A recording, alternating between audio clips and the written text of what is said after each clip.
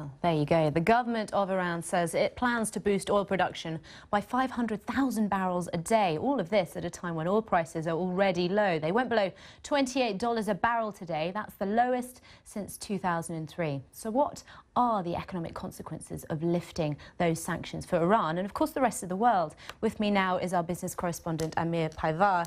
Now, Amir, we were chatting earlier and you spent the first 33 years of your life in Iran.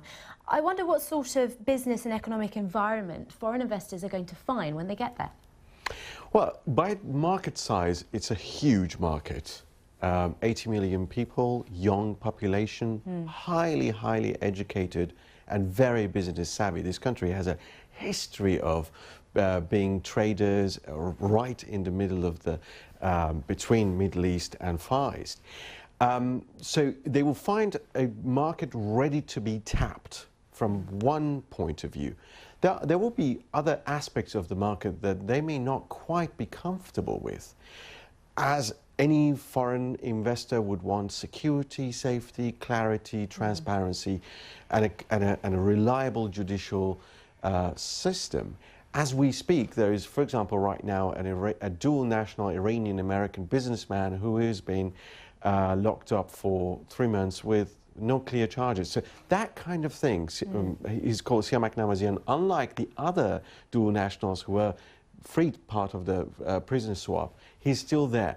These kinds of concerns and reservations will probably give some investors, make them nervous a little bit. But everything else to do with the country is ready for business. But are we talking about Tehran here, or are we talking about Iran more generally? Are the business conditions that you were just describing those of just the capital, or or is the there's a wider population and prosperity spread across the rest of the country?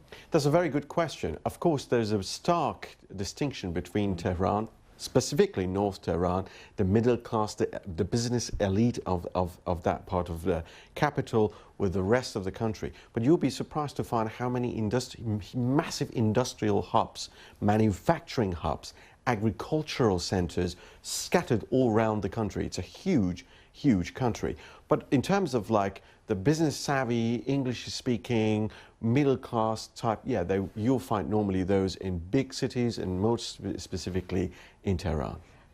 So as you say, a lot of business opportunities certainly for people looking to invest into Iran. But I wonder how the established Iranian companies are going to feel about this, because many years of having zero competition when it comes to foreign firms mean that they actually have quite established positions.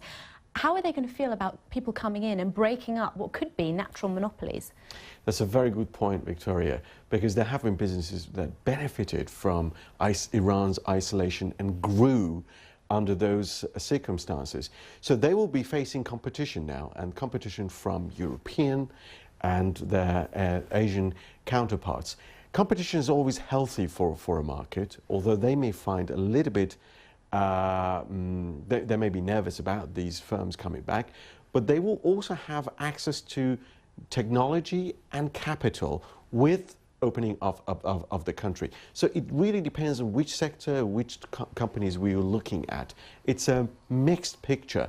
All in all, in general, the private sector is very happy, is embracing this change. It's another grey area between state and private sector called the semi-state, this parallel state. These are foundations or entities which used to be state-owned but then half privatized.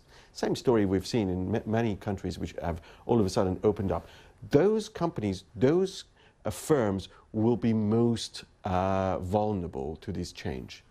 Amir, I'm afraid we're going to have to leave it there, but absolutely fascinating. I'm sure we'll be talking more about Iran in the future on this programme. So thank you very much for